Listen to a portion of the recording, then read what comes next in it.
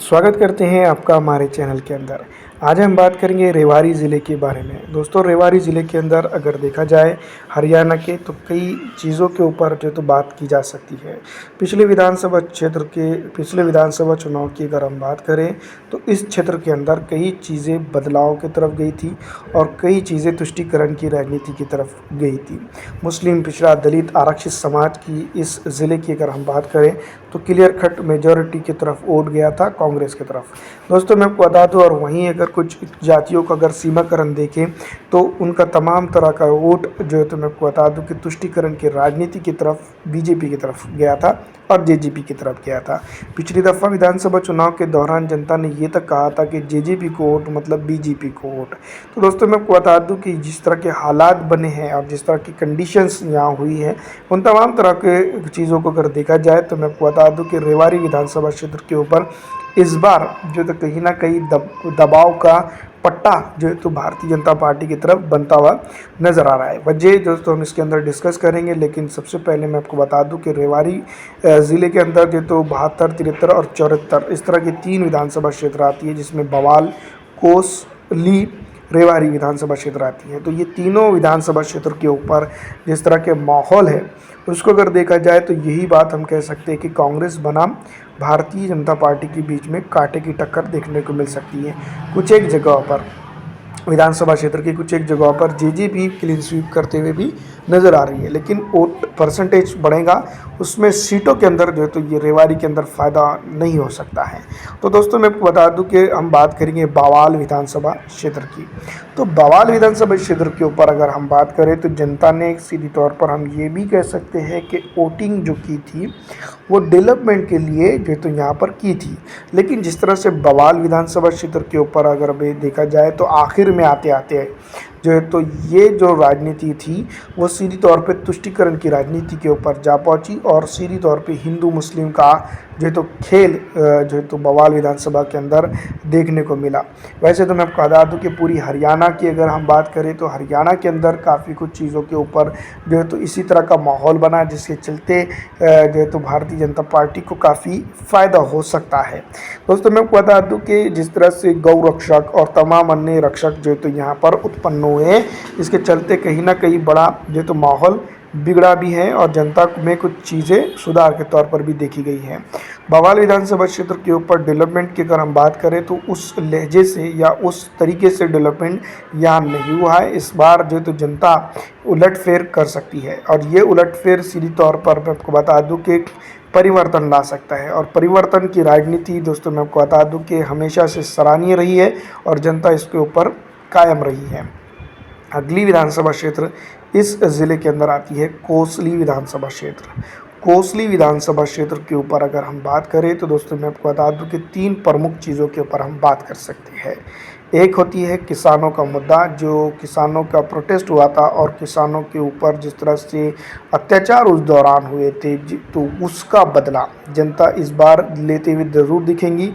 दूसरी बात दोस्तों मैं आपको बता दूं कि बेरोज़गारी का मामला और तीसरा जो है तो डेवलपमेंट का मामला। डेवलपमेंट के मामले के ऊपर कोसली विधानसभा क्षेत्र के ऊपर अगर हम बात करते हैं तो काफ़ी कोसों दूर यहाँ पर चीज़ें देखने को मिल सकती है। कोसली में बेरोज़गारी की अगर हम बात करें तो काफ़ी जो है तो यहाँ पर बढ़ती हुई ये नज़र आई है। वैसे तो मैं बता दूं कि पूरे हिंदुस्तान के अंदर जो है तो रिकॉर्ड दर्ज बेरोज़गारी देखने को मिल रही है और कोसली विधानसभा क्षेत्र तो फिर एक बार छोटा सा विधानसभा क्षेत्र है जो बीजेपी के डबल इंजन की सरकार में आता है। दूसरी तरफ अगर हम बात करें तो दोस्तों मैं बता दूं कि जो किसानों का मामला था, वैसे तो पूरे हरियाणा के लोग तकरीबन जो किसानी से ताल्लुक़ रखते हैं वो यही कह रहे हैं कि इस बार बदलाव सुनिश्चित है। इसमें दोस्तों मैं बता दूं कि कोसली विधानसभा क्षेत्र के ऊपर इसका सीधा असर पड़ सकता है। तो ये जो चीज़ें मैं बता दूं कि सीधा हम ये बात ज़रूर कह सकते हैं कि कोसली विधानसभा क्षेत्र की में भी सीधा मुकाबला बीजेपी बनाम कांग्रेस देखने को मिल रहा है। रेवाड़ी विधानसभा क्षेत्र। रेवाड़ी विधानसभा क्षेत्र की अगर हम बात करें तो दोस्तों मैं आपको बता दूं कि रेवाड़ी ज़िले की ये विधानसभा क्षेत्र आती है और इसके जो तो तकाज़े और कंडीशंस और काफ़ी अलग होती है। यहाँ पर दोस्तों मैं आपको बता दूं कि जो मसले हैं और जो पॉइंट्स जहाँ पर हैं तो ये 4 पॉइंट्स जिसके ऊपर कवर की जा सकते हैं। पानी का सबसे इम्पोर्टेंट मसला जो तो जनता के अंदर नल से पानी और तमाम तर चीज़ों को लेकर जो तो मैं आपको बता दूं कि बात की जा सकती है। जिस तरह से प्रधानमंत्री नरेंद्र मोदी लगातार कहते हैं कि भारतीय जनता पार्टी की सरकार आने के बाद काफ़ी की चीज़ों में बदलाव हुआ है, लेकिन दोस्तों मैं आपको बता दूं कि मूलभूत सुविधा कोसली रेवाड़ी विधानसभा के अंदर देखा जाए तो वो काफ़ी मुश्किल से मिलते हुए नजर आई है। अगला मामला आता है दोस्तों बेरोजगारी का। बेरोजगारी का उमूमी मामला अगर हम देखें तो चर्चा का विषय जो तो बनता हुआ ही रहा है और हमेशा से इसके ऊपर बनेगा। तीसरा और इम्पॉर्टेंट पॉइंट ये है कि किसानों का मामला। जिस तरह से किसानों के मुद्दे के ऊपर जो तीनों काले कानून केंद्र की सरकार ने लाई थी उसके ऊपर जिस तरह से जनता ने प्रोटेस्ट किया था उसको लेकर दोस्तों जनता आज भी नाराज़ कहीं ना कहीं नज़र आती है। और दोस्तों मैं बता दूं कि फिलहाल जिस तरह से रेवाड़ी के अंदर खेलों के मामलों को लेकर चर्चा बढ़ी है, खेलों के मामले को लेकर हरियाणा के अंदर पहले तो रुचि थी और अब ज़्यादा रुचि बनी है।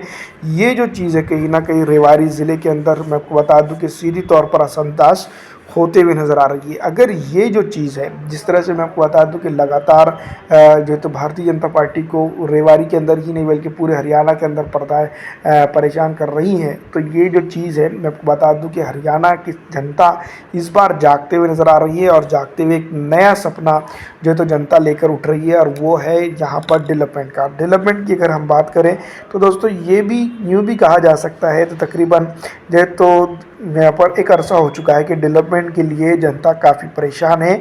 और जब से भारतीय जनता पार्टी जो तो यहाँ पर सत्ता में आई है तो यहाँ पर का जो तो मैं आपको बता दूं कि रेवाड़ी के अंदर काफ़ी बदलाव की उम्मीद लेकर जनता जिन्हें जो तो वोट किया था लेकिन वो नहीं हो पाया है।